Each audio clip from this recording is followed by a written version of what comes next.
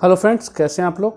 दोस्तों, कल सामान्य प्रशासन विभाग बिहार सरकार द्वारा एक फरमान जारी किया गया है। फरमान का नोटिफिकेशन है कि बिहार के ऐसे युवा व्यक्ति जो बिहार सरकार के किसी कर्मचारी किसी पद पर कार्यरत हैं, चाहे वो बीपीएससी के थ्रू गए हों या फिर बिहार एसएससी के थ्रू, अगर चयनित हैं तो उन्हें अधिकतम 3 अटैम्प्ट ही दिया जाएगा।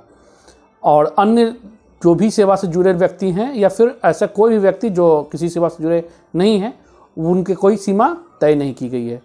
तो पहले तो ये निर्देश जो है बिल्कुल गलत है, इसका तो हम लोग विरोध करते हैं, क्योंकि यह बिहार सरकार के कह सकते हैं बिहार सरकार द्वारा बिहारियों के लिए बहुत ही घटिया नोटिफिकेशन में से माना जाएगा।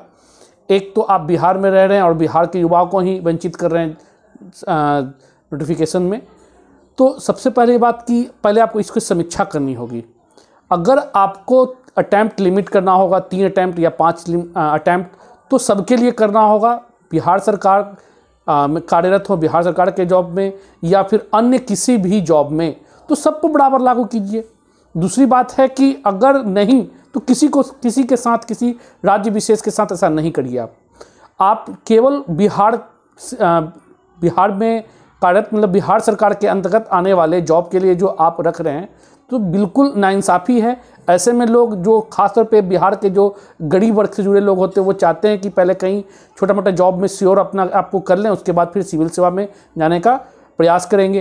तो इनसे वो वंचित हो जाएंगे, क्योंकि वो 3 अटैम्प्ट की लिमिट होता है और यहाँ 1-2 अटैम्प्ट तो बेचारे को समझने में लग जाता है कि कैसे तैयारी करनी है, किन चीज़ों को लेकर चलना है। दूसरा, आपका एक तो नियमित नहीं रहता है। कभी ऐसी परिस्थितियाँ होती है कि बेचारे लोग पीटी दे पाएँ और मेंस में इतना लंबा हो जाता है कि कहीं वो फंस जाते हैं। तो बिल्कुल ऐसी स्थिति आप तभी आप करें, या तो सबके लिए करें, सभी राज्य कोई भी जॉब में हो उन सब के लिए अटैम्प्ट रखें लिमिट, और 3 नहीं कम से कम 5 रखना चाहिए, क्योंकि 5 एक आदर्श माना जाएगा, 3 काफ़ी कम हो जा रहा है। तो इन सब चीज़ों को ध्यान में रखते हुए इस चीज़ का विरोध हम लोग कर रहे हैं, और ऐसा कुछ भी अगर होगा तो हम लोग बढ़ चढ़ के हिस्सा लेंगे इसमें।